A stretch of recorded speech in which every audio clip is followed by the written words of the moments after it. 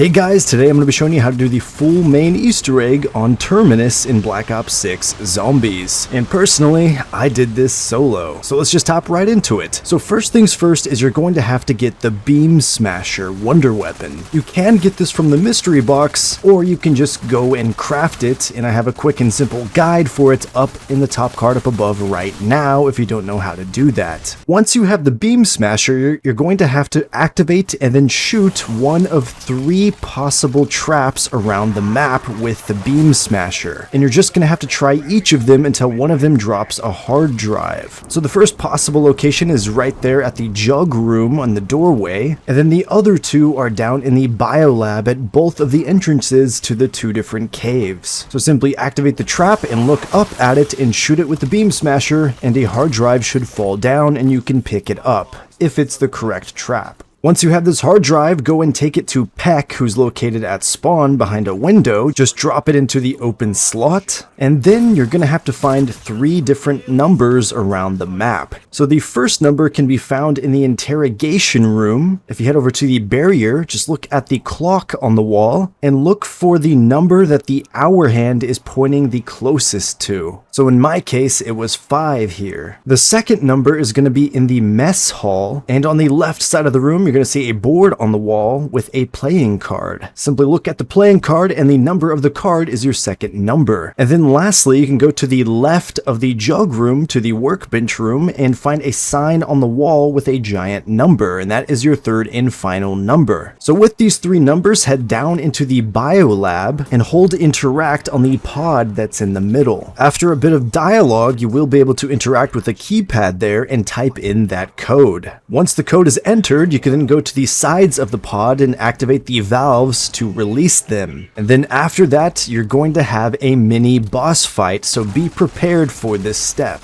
But it's not too hard. You have the entire biolab to move around in, so just train up the boss and all the zombies that are spawning in, and eventually you should take them down nice and easy. After that fight, there's going to be a quick cutscene, and then after the cutscene and some dialogue, a key card is going to fall into the water just below the biolab. So just jump down there, dive in, and scan the floor area for a highlighted glowing yellow key card, which you can pick up. With this key card, you're going to have to take it to the Shipwreck out in the distance of the map, and you're going to want to head underneath it into the hole that's in the side of the boat, and inside of there you're going to find a ladder. So hop on the ladder, climb on up, and the hatch should open up. And for this step, you're going to need to be prepared for a lockdown, where they're going to send zombies and vermin after you. So make sure you have some perks and some upgraded weapons, and you're good to go for this. Once you're ready, head over to the table and grab a node connector to start the lockdown. But feel free to drop the connector because it does slow your movement while you're actually holding out here.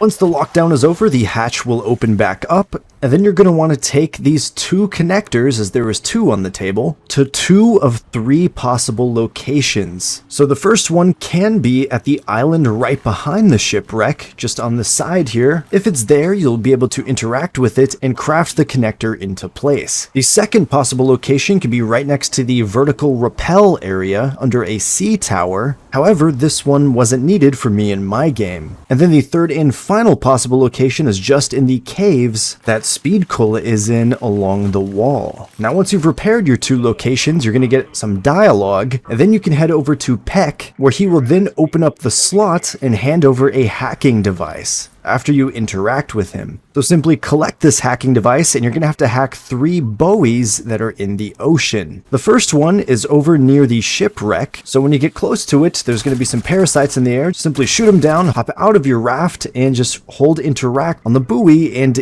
you will hack it. Once you hack the first one though, you're going to be put on a timer to get the rest. So from that area, if you keep going clockwise around the main island, you should find an area that sort of looks like a submarine docking area, and then off in the distance to the left, you're going to find the second buoy you can hack. And then the third and final buoy is actually going to be close by to one of the sea towers with the rappel that's underneath it, as we previously visited. After you hack that third location, I recommend getting immediately over to the biolab, the center of the map, because after some dialogue, you're going to be put on a timer to defuse 3 bombs in the biolab. So there's going to be 2 on the lower stair level, and there's going to be one that's right underneath the topmost area of the lab. So you're on a 5-minute timer. There's going to be a lot of zombies and a lot of elite enemies. So what I did in a solo game is I tried to train them up, and the defuse time is long, but it does save your progress. So I would start defusing on one until the zombies reached me as I paid attention to the minimap, and if I started getting hit, then I would immediately run to the next location, start defusing that, and once the zombies caught up, I moved on to the next, and basically repeated that until I defused all 3 bombs. Once you've successfully done that, you are now ready for the boss fight. And this boss fight can be quite challenging, so I recommend getting pretty set up. You're going to want all your perks, probably tier 3 pack-a-punch, legendary weapons if you can get it, wonder weapons, self-revives, gobblegums, any equipment and score streaks you can muster. And I've been told that blast furnace and possibly dead wire do the most damage to the boss. And once you're ready, simply head over to the door that's next to Melee Macchiato that'll now be open. And once you interact with it, there'll be a short introduction to the boss that is the Kraken. So he basically has 3 phases. For this first phase, watch out for his tentacle attack where he'll slam it down in the middle of the area. And don't feel like you have to stay in the back area. Feel free to run around the entire boss arena. I didn't really learn that until the latter half of the boss fight. But you're going to want to focus your fire on the glowing red boils that are going to be on his shoulder areas. So while you're shooting his boils and running around, you might see some tentacles out in the distance that are shooting at you. When they start charging up to shoot, you can see them glow yellow, and you can shoot them and actually destroy them and make them disappear, and it does a little bit of damage to the boss as well. But for the other phases of the boss fight, he might actually harden up